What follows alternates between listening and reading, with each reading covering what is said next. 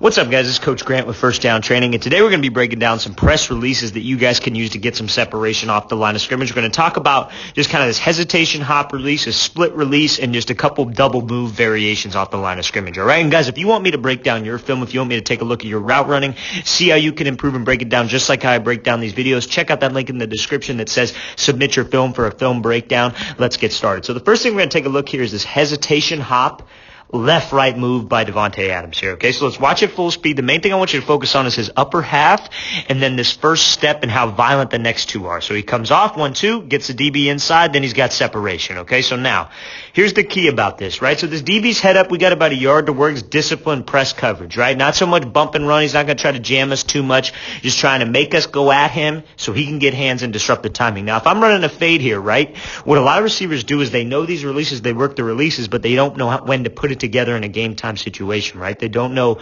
when to use it because they'll see a guy lined up inside leverage and then they'll just take off here and run a fade. But what's going to happen if I just take off is this DB's just going to jam with his off arm and just going to wall me into the sideline, and I'm going to be all the way out of bounds almost, and it's a very difficult throw for the quarterback. So I got to attack his leverage. He's inside leverage, so this first step here, that hesitation step, look what he's doing. He's attacking his leverage, and you see how good of a pad level he's in, right? So it's a three-step movement.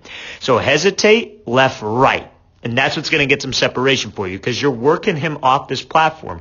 We want his feet to start moving with us, but see how he doesn't have hands on us. So my upper half, that's where he's watching. He's taking a look at that number, right? So we come off, hesitate, 1-2. And you see how much his upper half turns, how violent he is with his upper half, but how his lower half is explosive, right? He's staying in this explosive pad level position. His toes are forward, weights on the inside part of his foot, so he could really focus on driving out. Now, I got to take this outside release. If I set this guy up with this hesitation left-right, so again, you're hesitating with the right foot, left-right. That's what's going to get him here. Hesitate, out, in. So now in this situation, I got him leaning. What arm do I have to beat if I want to keep the timing? I just want to beat that right arm. So I want to be able to swat. Adams just rips underneath with his off arm, right? This DB's got all of his weight on this inside leg. He rips underneath to get that handoff, and then he bursts upfield here. That's a great job by Adams getting this separation off the line of scrimmage and not letting this DB screw up the time, okay? So hesitate, left, right. We're moving that DB to the inside. All I got to worry about is beating his right arm because I want to take an outside release, attack that leverage. Let's watch it full speed. So hesitate, 1-2, get him to the inside. Let's accelerate upfield. Okay, so now we're going to take a look at this split release here by DeAndre Hopkins. So this split release is really just to kind of freeze this DB, but the main thing I want to talk about is his arm, okay, his left arm, or his left shoulder, I should say. So he comes up here, split, rip underneath, avoid the contact, restack, then make this catch over the middle. So the main thing about this is you see DB's here, head up, right, press, going to try to disrupt the timing, going to try to get hands on us, right? So I got to take an inside release. That's what Hopkins wants to do here.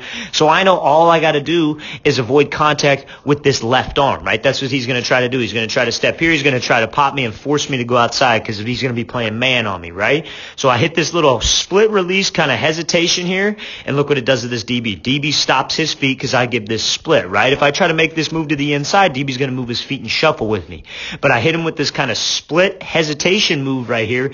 It's going to stop his feet, right? Because he's matching my tempo. So when I hit him with this split and I'm bursting up field, what do? He's going to dip this inside arm because he knows all I got to do is beat this left hand. I just got to dip this shoulder, beat his left hand, and I got this inside release that I need to keep the timing with the quarterback, right? Now this DB could have kept his feet moving a little bit. He's a little bit narrow, maybe not the best base here, but again, if I hit him with this split, get his feet to stop, dip that shoulder, there's no way he gets hands. Now, let's say he does end up getting hands on me, right? Let's say he clips the top of my shoulder.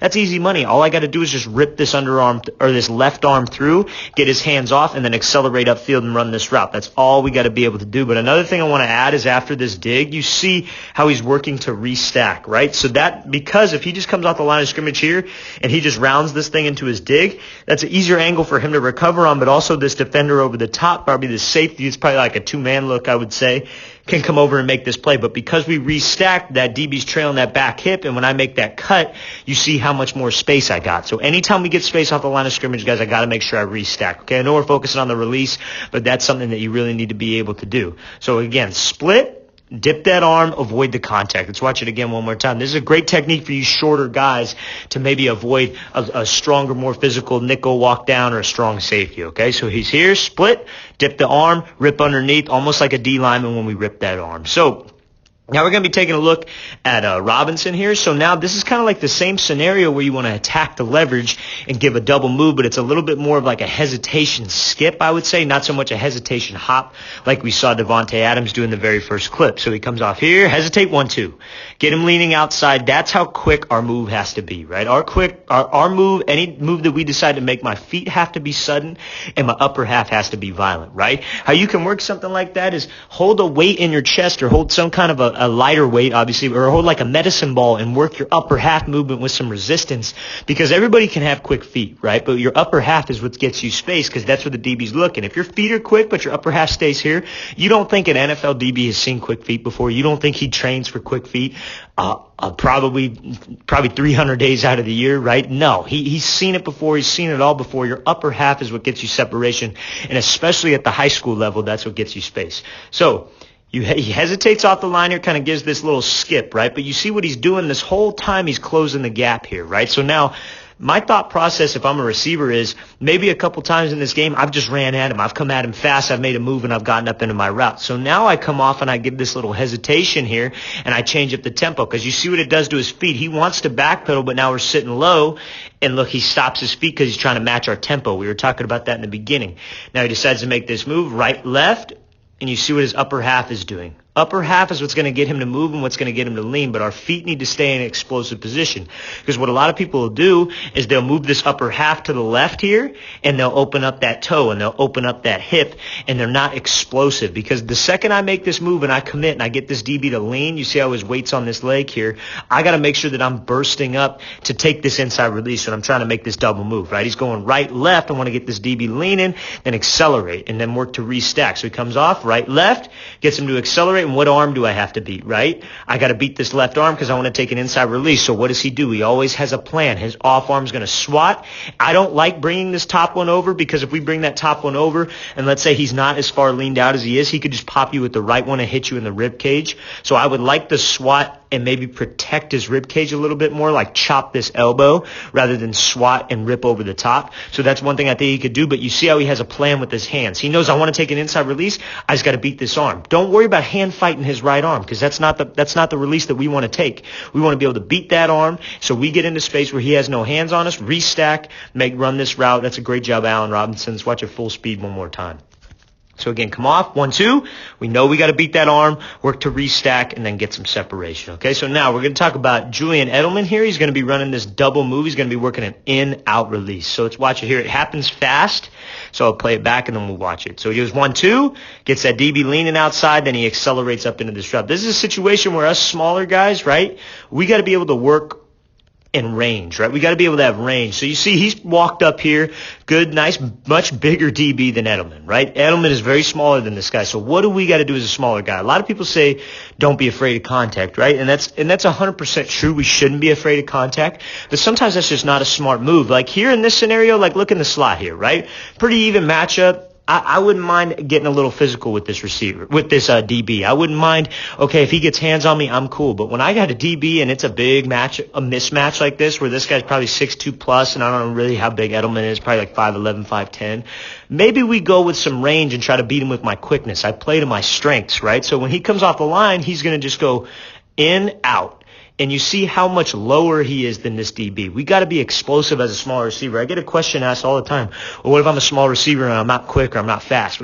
Get fast. You need to work on that, because that's the only way that it's going to work, right? You can't be a shorter guy and not have quickness and speed. Yes, your route running can make up for that 100%, but your route running is put together by explosiveness and quickness, and that's how we beat these taller guys, because it's just natural that they're not going to be as quick as us. They might be explosive. Don't get me wrong. I'm not saying they're not quick.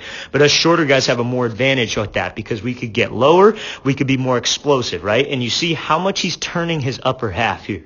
When he goes 1-2, he wants to sell like he's just going quick jab to the inside, right? Because this bigger guy knows we're probably quicker than him. So if I go a quick jab to the inside and I fully commit my shoulders, you see where he's looking. He's expecting a fade right now. So he's drifting. And now Edelman, you see how much he's pushing off of that inside leg. That's explosion. And you see how he's opening up this inside hip right here and driving those arms. That's how we get some separation off the line of scrimmage. This is something that's not taught. Everybody loves to work that 1-2, but what happens after that 1-2 is just nobody cares, right? We got to make sure that we get space. I got to push, and I got to pump my arms and run because I'm in that range where this DB does not have hands. So let's take advantage of it. Let's get him leaning to the outside with my pad level, with my violent upper half, and I pump my arms and I accelerate and make that DB fall. Great route here by Edelman. Let's watch it full speed one more time. So 1-2, get him to lean, drive those arms, and drive off the line of scrimmage. All right, guys, I really want to thank you for watching. I really appreciate it. Please leave in the comments any questions you guys have. I will make sure to get back to you, and I'll see you guys next time.